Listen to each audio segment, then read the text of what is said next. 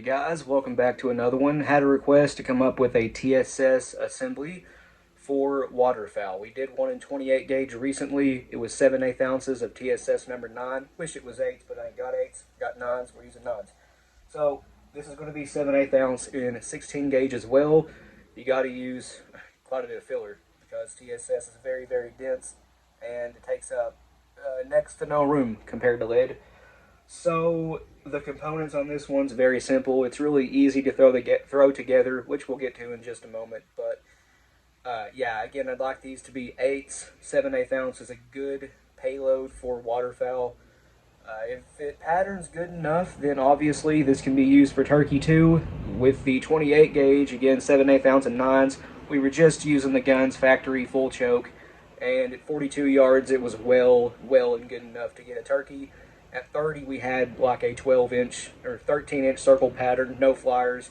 It really exceeded expectations. We didn't expect it to be that good, but it was. So all I'm saying is if you want this to be a turkey assembly, by all means, it can be that too. Just pattern your guns. Yes, 7/8 ounce is quite light for a turkey, but this is TSS 9s. It's still going to have amazing pattern density.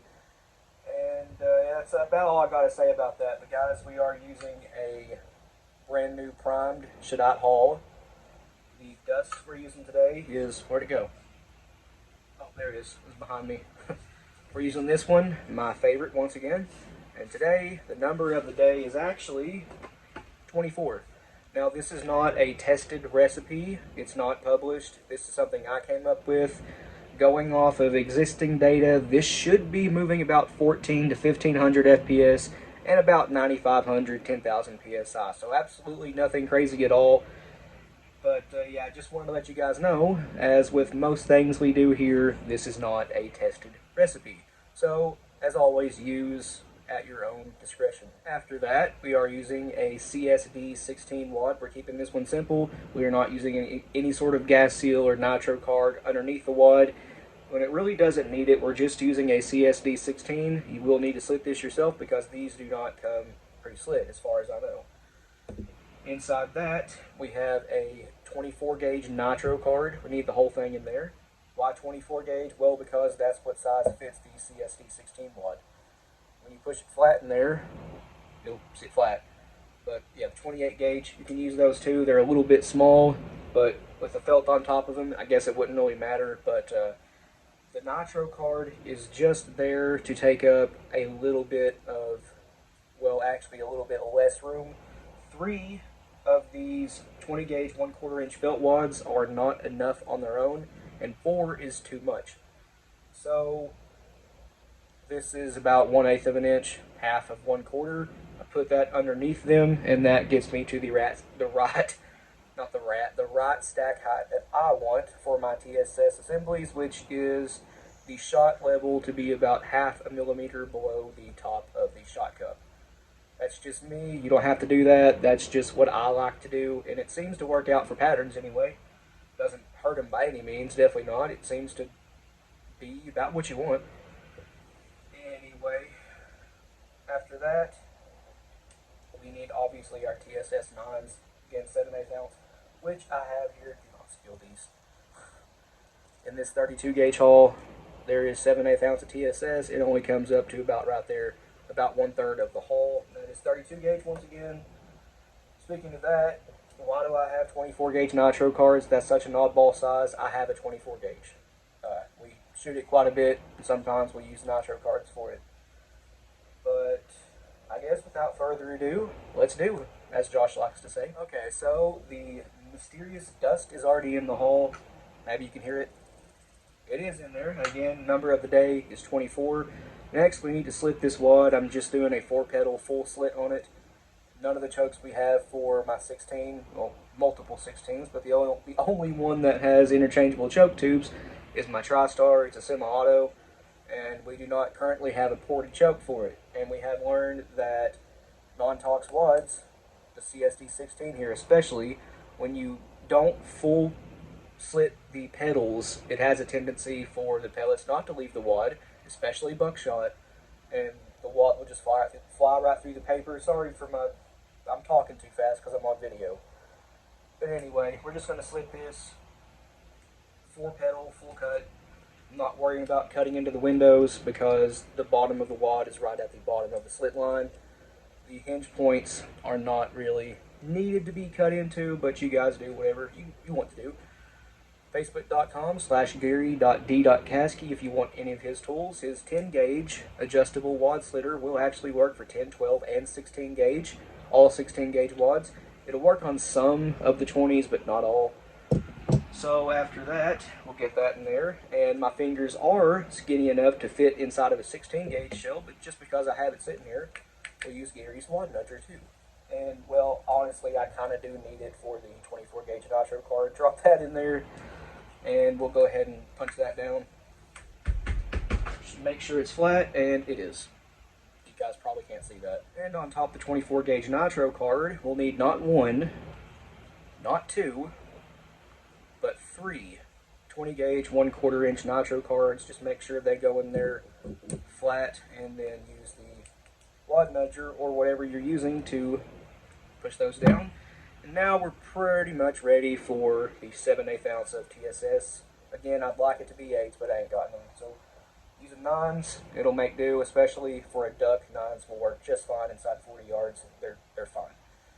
But you guys can use a Mylar wrap, which you should put in the wad first before any of the fillers.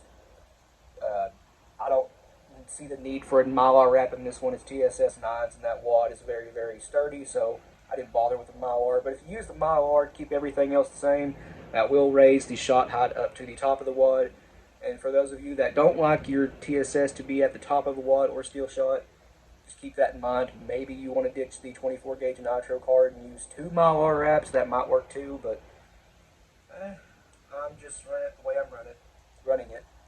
7/8 ounce TSS 9s. Drop that in there, and yeah, we are about 1/2 mil below the top of the wad, which I think you guys can actually see this time. But after that, I have 1/2 of a 16 gauge maxi nitro card. I just tore it in half. Seat that on there and get it tamped down. Make sure it's flat. Not putting any buffer in this one because this is a waterfowl assembly. No need for buffer. And we are at the right stack height for a fold crimp, which we're going to do right now. 6-point front station of the reload all. And here's our 6-point pre-crimp. I noticed during editing, sometimes it's kind of hard to hear me when I turn around. iPhones are very bad for volume discrepancies, but after that, this is my 16 gauge, right? Yeah, it has to be. Alright, Rebacitor.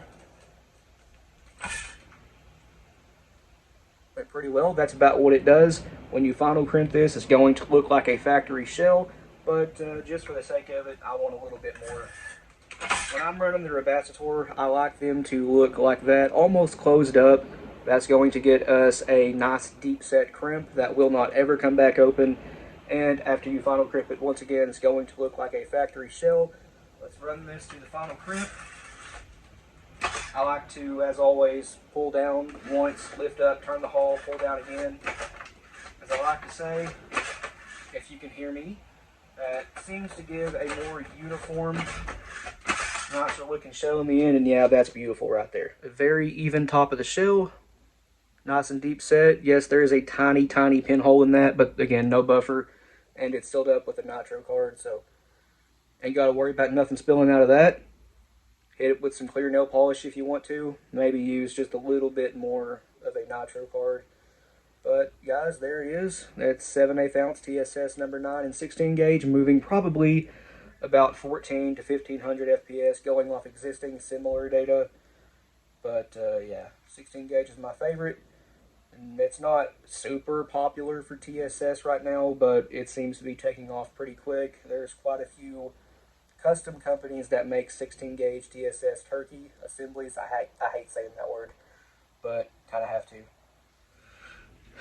16 gauge, again, it's my favorite, and it seems to be a pretty good TSS thrower. A lot of people still prefer 20 gauge for TSS or 28 gauge, and I think 16 gauge could make a really good one too.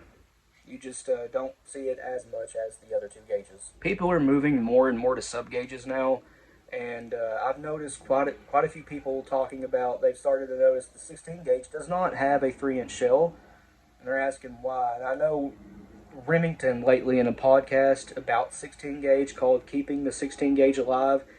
Even they themselves were questioning why there's no 3-inch 16 gauge yet on the market, and they seem to hint that, from what I gathered anyway, that they might have something up their sleeve coming soon, they said. I really don't know what it could be, but I'm hoping it's the 3-inch 16. And before anyone says anything, I know the 3-inch 16 gauge is not needed. The 2 3/4 inch 16 will hold 1.5 ounces of lead, and there's really not much you can't do with that.